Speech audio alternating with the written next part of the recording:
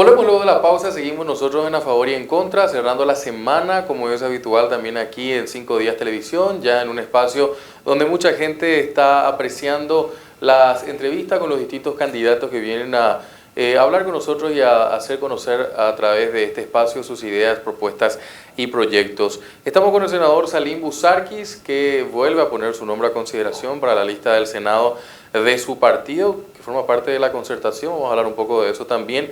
Gracias, senador, por estar con nosotros. No, gracias a vos por la invitación y saludo a la teleaudiencia. Hablábamos justamente sobre este tema y este proceso en particular. ¿Cuál es la diferencia entre otros procesos electorales que le tocó vivir, este en particular? ¿Cómo se está viviendo? Veo que la gente está muy cansada de la política. La gente está cansada de la política, pero lastimosamente la política literalmente define todo. Define y decide la vida de la gente. Cuando algunos me dicen no me interesa la política, entonces te voy a preguntar por qué sube el precio del combustible, por qué nuestro dinero vale menos, la canasta familiar cuesta más caro para la gente, por qué no tenés crédito, por qué no podés trabajar o por qué tenemos un paupérrimo sistema de salud. Eso se llama política. ¿Cuesta más hacer política ahora que antes? Yo te diría al revés. Depende. La comunicación es lo más importante. Yo veo que muchos candidatos tienen problemas de comunicación a pesar de que tienen mucho dinero, estructuras, inclusive medios.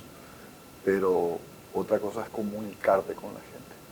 Y para eso hay que interpretar qué es lo que literalmente le quita el sueño a la gente. Si yo veo un programa, un político tradicional que te habla en términos generales, cuando yo llegue voy a mejorar la salud, la educación, todos esos repiten lo mismo.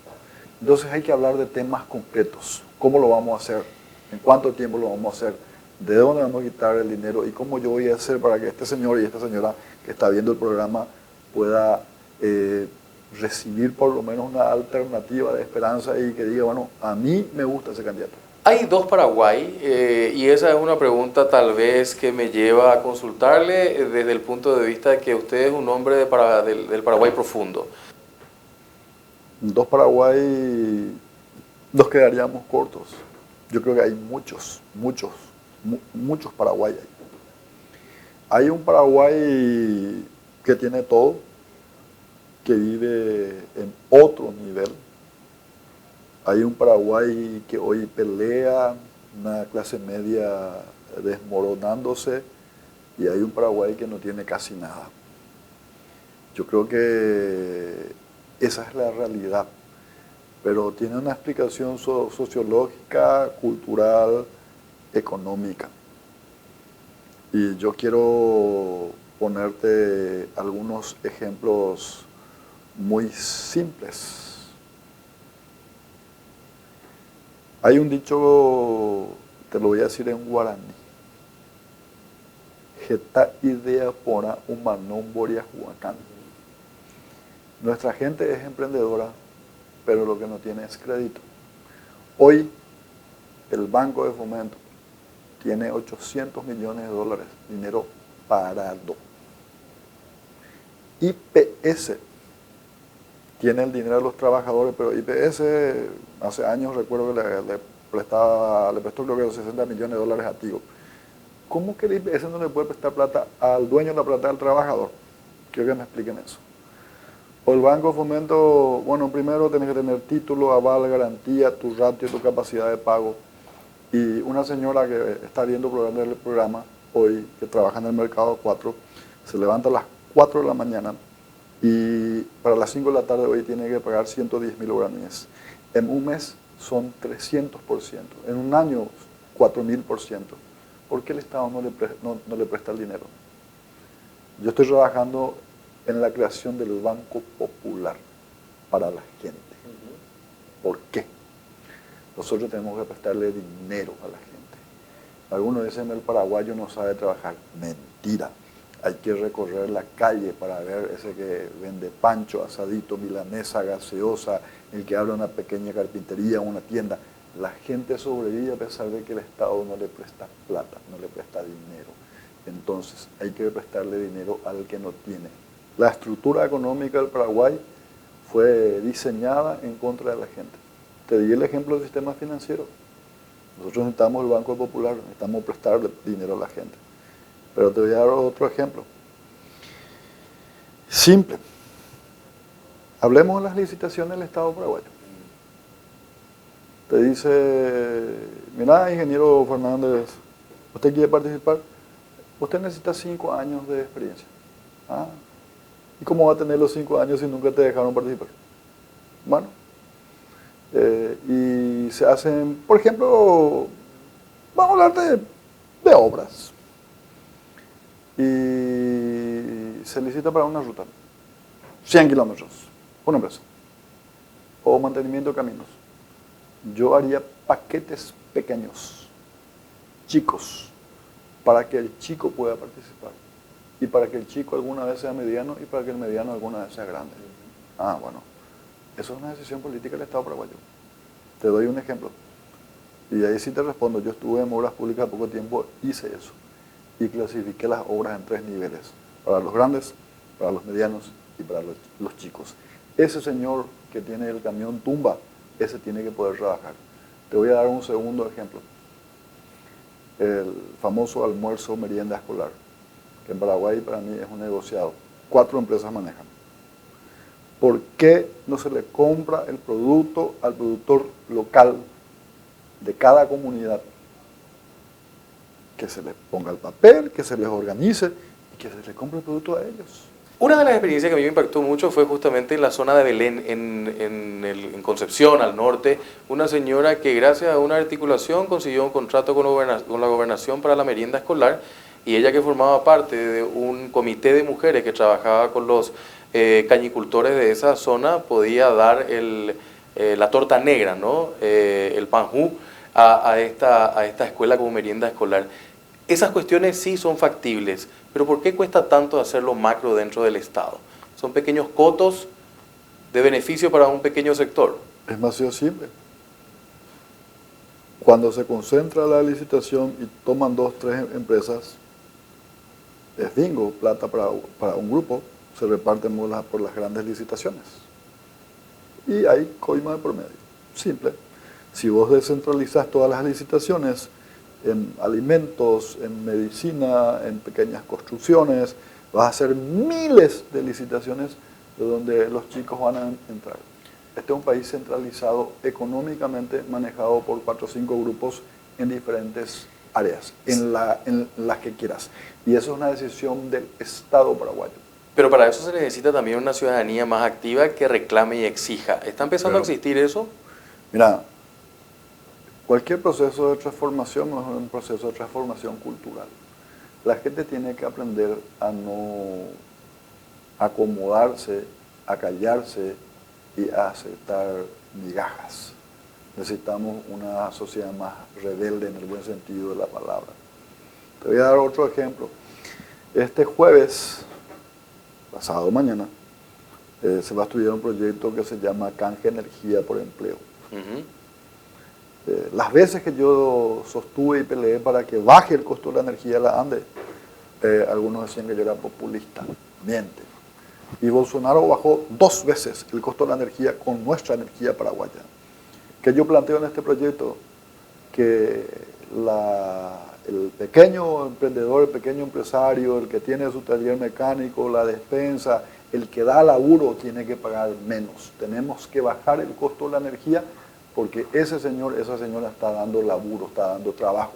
Tenemos que usar la energía para apalancar el desarrollo, por eso se llama Canje Energía por Empleo. Es un proyecto así bien concreto. Te doy otro ejemplo que el Estado paraguayo debe hacer y puede hacer. Viviendas. ¿Cuál es el sector que más empleo genera directamente? La construcción. La construcción, vivienda, ¿verdad? Bueno, tenés el programa de la AFD, que es para la clase más alta allá arriba. Tenés los programas sociales. Y en el medio tenés un cinturón enorme de gente, de clase media, media baja, lo que vos quieras, que viven al alquiler.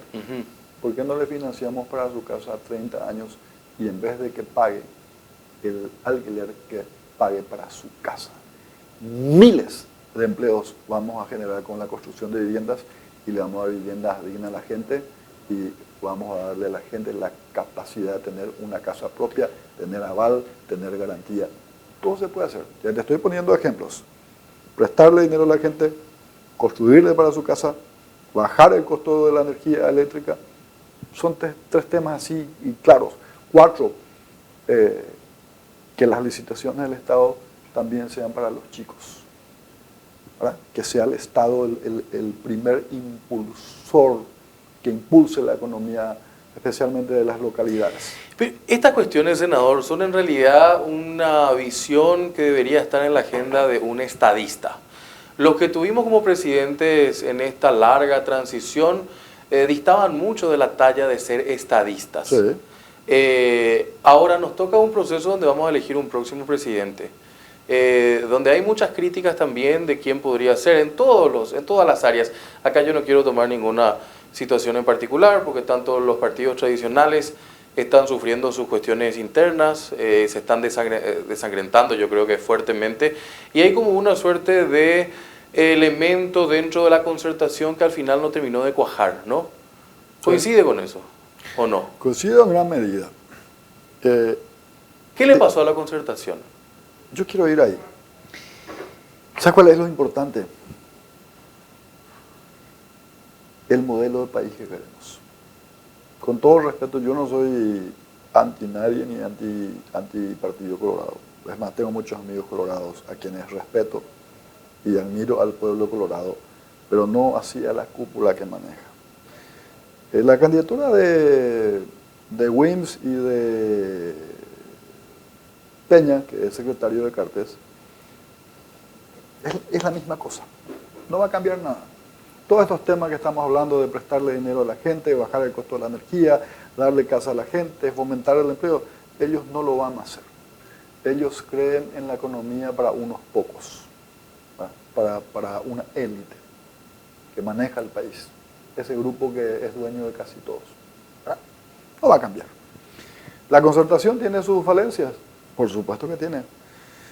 Tenerle contento a todos, pero sería eso casi misión imposible. Pero sí se armó una buena charla con Efraín y Sole, ¿verdad?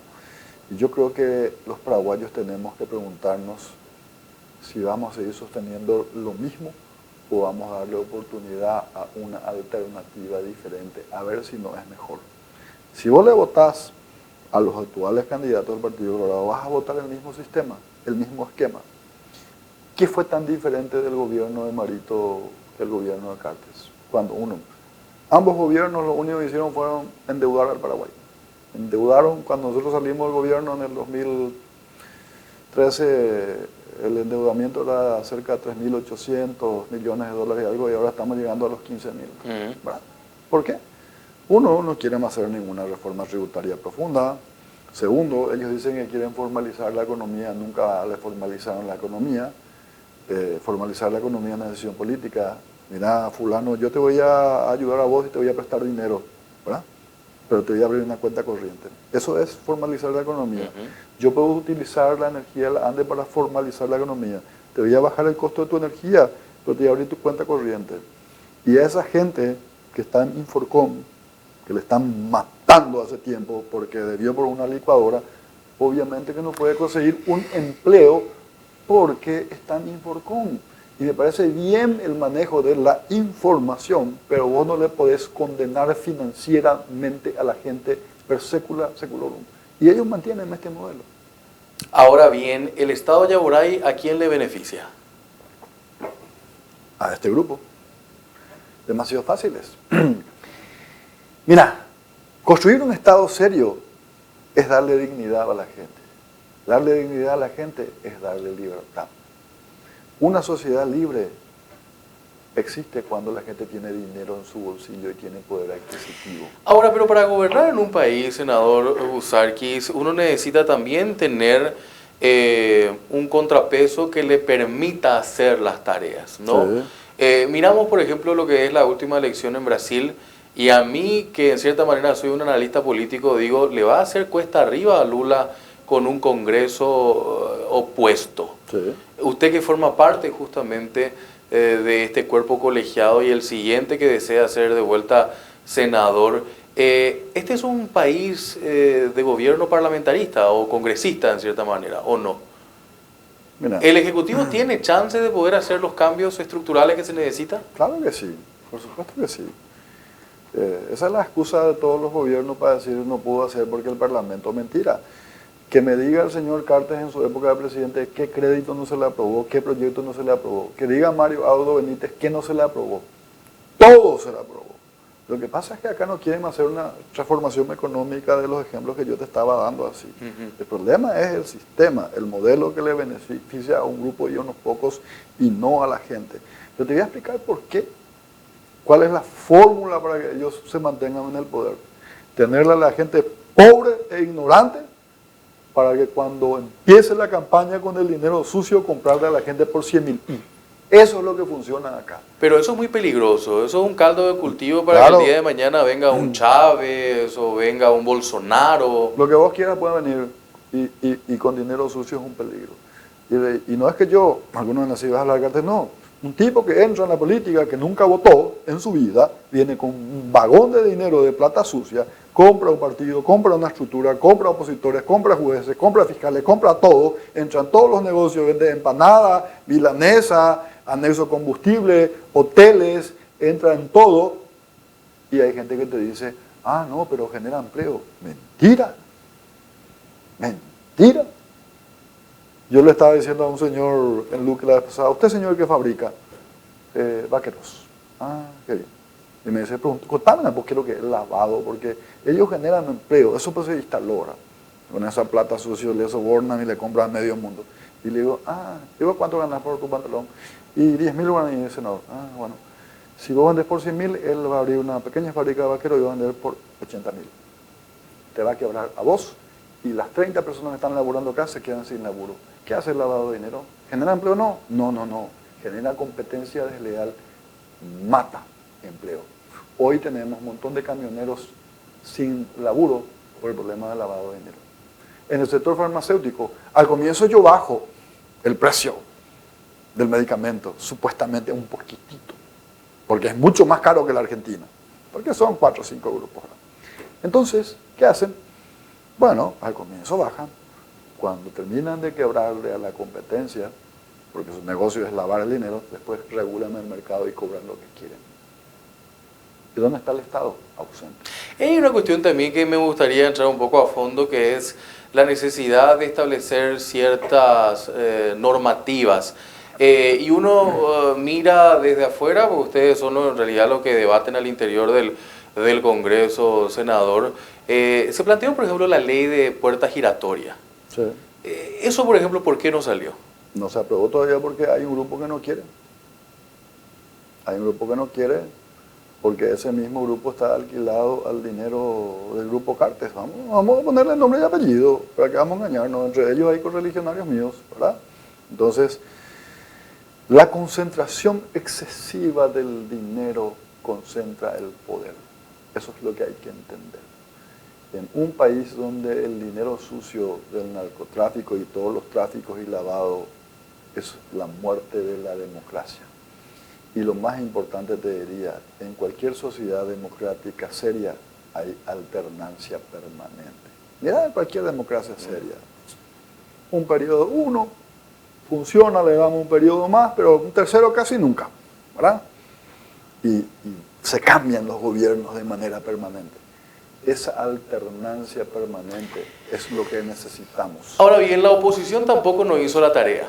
Y hay que reconocer que durante estos más de 30 años de democracia y cuando planteamos justamente el análisis de fondo de la calidad de esta transición, en muchos de los casos la oposición dejó mucho que desear. ¿Cierto? Totalmente. ¿Qué autocrítica se hace? Porque tuvimos líderes venales. En su propio partido, por ejemplo. Vendidos, entreguistas, que se vendieron al dinero, a la plata sucia, y que nunca pelearon el poder real y se conformaron con las migajas que caían de la mesa. Reconozco que lastimosamente la oposición tampoco fue ni hizo lo que tenía que hacer. Pero sí puedo decirte hoy que la concertación es una alternativa válida, con aciertos y desaciertos. Y bueno, yo creo que el 2023 tenemos dos etapas, el 18 de diciembre que son las internas, los partidos, y el 30 de abril la sociedad paraguaya va a tener que elegir entre dos caminos. El camino que ya conocen, el de siempre, y darle el otro camino a la concertación, darle la posibilidad a que probemos nuevas fórmulas y una nueva alternativa, ¿no? Usted es un hombre de política y hace mucho tiempo se dedica a esto también ya en distintos cargos y ha conocido justamente la dinámica. Estos cambios que se hicieron sobre el tema estructural desde el desbloqueo, por ejemplo, control del financiamiento, ¿ayudan o todavía necesitamos aprender de eso? Porque muchos están criticando y dicen de que este es un todos contra todos. ¿Es cierto eso? Depende. Mira, es muy poco. El tema del financiamiento, por ejemplo, el control es puro papel. No pensás que un marco, un lavador te va a decir, yo puse 10 millones de dólares, acá está. Te hacen figurar como si fuéramos a comprar un pancho de un supermercado. Una boludez. El papel resiste todo, ¿verdad? Mientras la Fiscalía y los organismos de seguridad e inteligencia no tengan la voluntad real de combatir a estos grupos, estos son papeles. Esa es la verdad. En cuanto al tema de la lista, digamos que es un avance. Sí, cierto, es todo contra todos, es cierto, ¿verdad? Yo mismo tengo 44 competidores en la lista donde yo estoy, más otras listas, ¿verdad? Yo estoy de acuerdo con la competencia y yo estoy de acuerdo en darle la posibilidad al ciudadano que marque personas y no listas. Porque también el sistema de la lista cerrada, el que te gustaba estaba en el 4, en el 5 y tenías que votarle al primero que está ahí de taquito de cajón porque compró para su banca. Yo no digo que este sistema sea mucho mejor, pero creo que podemos ir mejorando esta ley. Se puede mejorar, se pueden ir haciendo ajustes y justamente la democracia es práctica, es ejercicio permanente hasta que encontremos un sistema que funcione un poco mejor. Y más que el sistema, también pasa mucho por la decisión del ciudadano, ¿verdad? Porque muchos dicen, me voy a ir a votar, y le digo, bueno, ¿vas a ir a votar o vas a ir a elegir? ¿Verdad? Y si vos te vendés por un 100.000, ¿qué estás colaborando? Absolutamente nada. Entonces, este es como el tango, se baila a dos. Sí, es cierto. Senador, dos últimas cuestiones, agradeciéndole mucho su tiempo con nosotros acá, cerrando la jornada de este lunes aquí en A Favor y en Contra. Hablamos un poco de la calidad de este Congreso. Muchos analistas plantean de que es uno de los peores congresos que hemos tenido. Usted forma parte de ese Congreso. ¿Coincide en cierta forma también con esa idea? ¿Bajó mucho el nivel de la representatividad política del Congreso? Mira, si vos analizás, después de la dictadura, el primer Congreso, habían notables intelectuales. Los líderes políticos se sentaban a hacer la lista. Decían, este senador, este diputado, este tal cosa. Bueno, para bien o para mal, se fue democratizando la conformación de las listas. Impensable que alguien del interior en esa época sea senador, por ejemplo. Bueno, ahora tenés cientos de candidatos de todos los colores y las opciones. Y si tenemos un Congreso que creemos que no nos representa, estamos profundamente equivocados. Porque ese Congreso que tanto critican algunos, exactamente es la réplica de la sociedad paraguaya. Porque ese impresentable o esa impresentable que la gente dice, ¿y cómo ese o esa pudo haber sido senador o diputado? Es porque un grupo votó, porque un grupo le acompañó. A mí me encantaría que mejoremos la calidad de representación, pero también tenemos que votar mejor también. La gente tiene que aprender a elegir mejor. Y la gente tiene que empezar a investigar, a decir, bueno, a ver, ese candidato, ¿qué proyecto hizo? Es más, en estos 5 años, ¿cómo votó? ¿Votó a favor de la gente? No, muchos siguen votando en contra de ellos, o en contra de la gente, y llamativamente les siguen votando. Entonces, es una cuestión bastante compleja de responsabilidad compartida con el ciudadano. Senador, también una cuestión que me parece importante y desde su experiencia de haber recorrido también ya el país. ¿Qué es el Paraguay para usted? A veces me dicen que repito mucho mis preguntas, pero se cambian de actores y me parece que las respuestas también van cambiándose. ¿Qué es el Paraguay? El Paraguay, te diría que es mucho más profundo que una república, es una nación que tiene su cultura, su costumbre, su idiosincrasia, y es una nación, a pesar de la globalización, mediterráneo, social, económica y culturalmente todavía. Estamos aislados en gran medida. Y el Paraguay es un país que en su ADN tiene una historia trágica de la guerra del 70, de 2 guerras, sumado a dictaduras y a una concentración excesiva de grupos fácticos que manejan el poder de hecho. Algunos creen que son ciertos actores políticos, sino que son grupos económicos poderosos que no quieren que haya una transformación social. Y lastimosamente, la peor herencia y el peor robo de la dictadura del Paraguay que tenemos, la ignorancia. Ese es el problema de fondo. Y hasta ahora todavía, por eso te estaba hablando de una nación con su cultura, con su idiosincrasia, esa ignorancia, ese fanatismo ciego, de no querer mirar y ver más que medio metro. Y yo le digo a la gente, yo no te pido que cambies de partido ni de afiliación, pero empezá a elegir mejor, participar, comprometerte con tu comunidad, con tu país. Paraguay es un país en una todavía transición cultural que va a llevar su tiempo. ¿Y qué le duele del Paraguay? La injusticia.